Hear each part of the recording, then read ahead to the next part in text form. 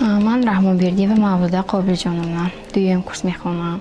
اختصاصم تکنولوژی دیزاین و محصولات زندگی. دویم سال است که در این تاجیکستان تحصیل میکنم. من در جمهوری قرقیزستان ولایت باتکند ناحیه لیلیک شهر رزاقوف دهه اندرق تولد شدم. قرقیزستان میخوندم. اول روسیه به سپردگی بودم. اونجا نشد و اشتماند نشد. ثانی پدرم گفتن که همین تاجیکستان میخوانی برای که ملت تاجیک و کرد جامعه های تاجیک برای یاد گرفتن همین تاجیکستان تحصیل میکنی گفته بودن. از همین سبب بعد از آن اینجا بسپردم گذشتم 130 بال اونجا بالی وای بود بلند بود.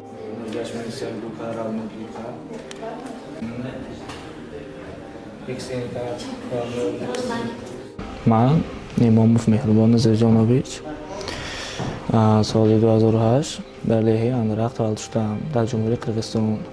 امسال باشد یکمین سال خواندش من باشد که در خگو یکی از فاکولته‌های پیشرفته‌ترین تاجیکستان خوانده ایستاده‌ام. دهه ما دهه اندرق در اونجا تاجیک‌ها زندگی میکنن. قرقیزایی هم هستن.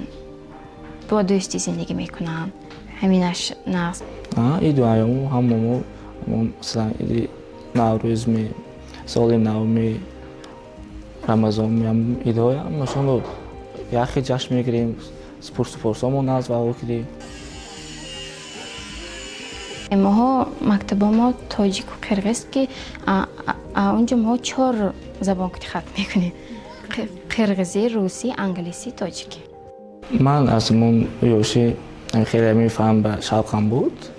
باید همه کم در همین وای خوندن. در همون متماتیک وای خوندن. کسب متماتیک خوندن. برای همین از یوشیم میتونستم آرزوم بود. حرکت کردم اون به آرزوم رسیدم فتم متماتیک برام دادم. برای من خیلی فن شوق‌آور یک برای حسی خوب شده. اگر همین مثلا اگه خیلی مسئله کار میکنم مثال کار میکنم حسی خوبش بوده برای همین فن انتخاب کردم.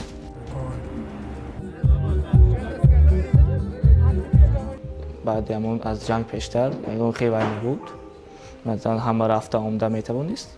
بعد دو مناقشه بین دو دولت 1-2 سال 3 سال راه محکم شده. بعد بود کردن من خیلی پشتم که همین گشتار شده است. خرسند شدم.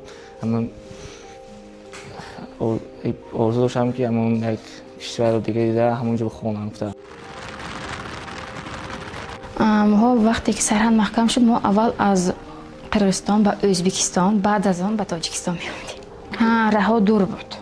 بسیار هم نرفتیم. یک بار سالی 90 رفتگی بودیم. بعد از زمین راه کشاده شد ثانی خانه رفتگی دیگه نرفتیم. من بسیار هم یاد می‌کردم. روزا قیمت‌تر می‌گذشت با ما. پدر و مادرم تلفن کرده و هر روز تلفن کرده پشت می‌ایستادم.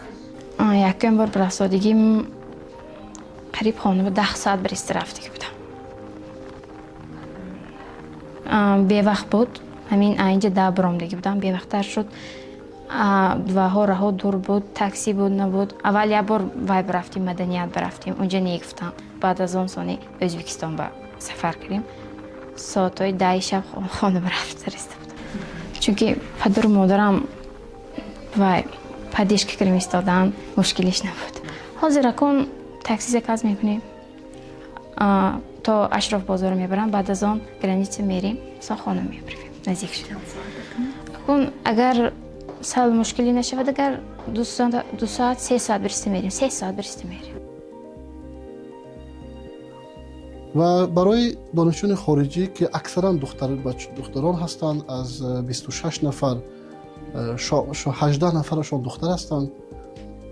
برای آنها در خوابگاه‌های دانشگاه که با تمام شرایطش مجهز است جایها جدا کرده شده است.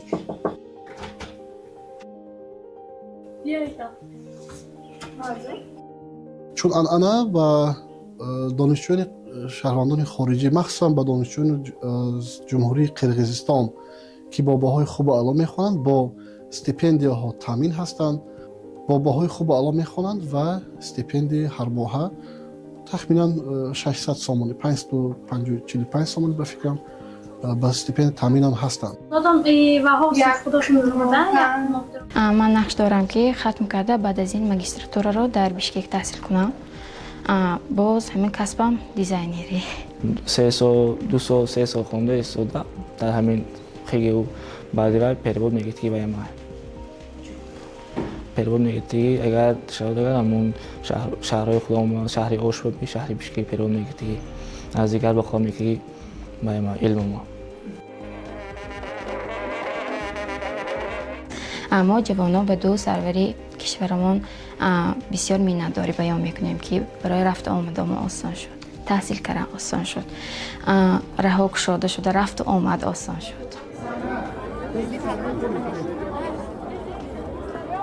اگر وقتی که سرحد شده میشد هر همون جوانان رو آرزو میکنیم که دیگر کشور رو دیده در همونجا خواننده برای اون که عرف عادت و دیگر میباشد عرف عادت رفتاراشون کرداراشون زباناشون دیگر میباشد.